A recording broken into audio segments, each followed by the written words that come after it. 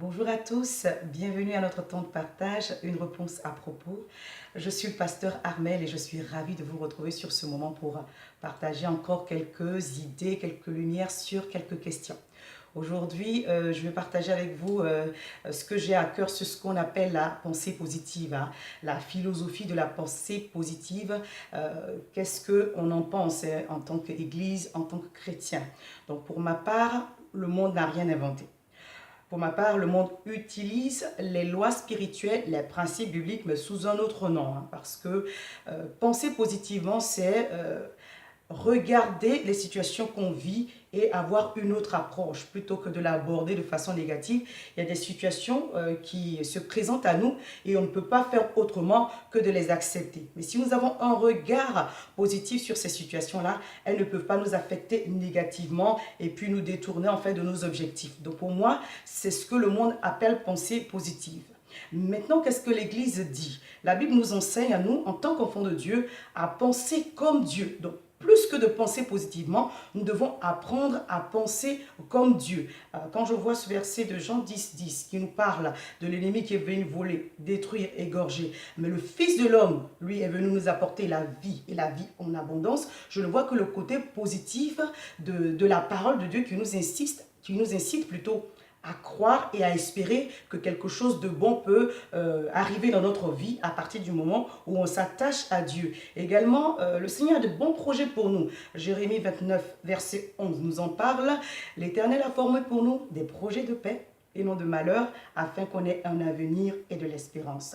Donc si ça, ce n'est pas positivé, bien aimé, excusez-moi, je pense que la Bible nous enseigne également à penser positivement. Mais comme je l'ai dit d'emblée, plus que de penser positivement, la Bible nous enseigne à penser comme Dieu. C'est pourquoi béni soit, heureux soit celui qui ne marche pas selon les conseils des méchants, selon les conseils des moqueurs, mais qui trouve son plaisir dans la loi de l'Éternel et qui la médite jour et nuit. Il est comme un arbre planté près d'un courant d'eau qui porte son fruit en sa saison et tout ce qu'il fait lui réussit. Je crois que à partir du moment où on laisse la parole de Dieu façonner notre état d'esprit, puisque tout état d'esprit est façonnable, on peut être influencé par l'école, par la famille, par les amis, par l'Église, par la parole de Dieu, puisque tout état d'esprit est façonnable, alors ce verset nous encourage à laisser notre mode de pensée être façonné par la parole de Dieu afin d'avoir les résultats de Dieu.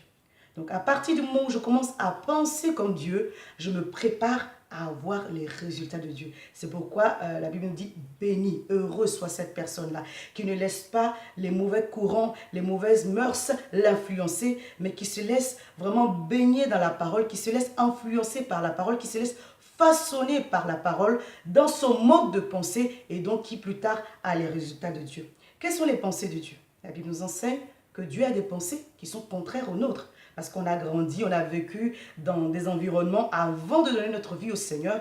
Et c'est maintenant à nous de faire un travail qui s'appelle le renouvellement de l'intelligence pour adopter la façon de penser de Dieu. Donc permettez-moi, prenons nos responsabilités. Arrêtons de trouver des problèmes là où il n'y en a pas. Penser positivement est aussi quelque chose qui fait partie de la parole de Dieu. Je vois que les gens du monde font beaucoup de choses pour lesquelles ils ont des résultats, qui sont empruntés de la parole, mais sous un autre nom. Donc s'ils ont des résultats avec les principes spirituels, à nous de les mettre en pratique et nous en aurons des résultats. Ils pratiquent par exemple la charité. Quand vous voyez la plupart des œuvres humanitaires, ce sont les païens ou ce sont les gens du monde qui le font. Et il y a des résultats. C'est à nous aussi, en tant qu'enfants de Dieu, de mettre tous ces principes-là en application pour en avoir des résultats et pour être en bénédiction à plusieurs personnes. Donc arrêtons les excuses, arrêtons vraiment tout ce qui ne nous aide pas et travaillons au renouvellement de l'intelligence. Voici ce que la Bible nous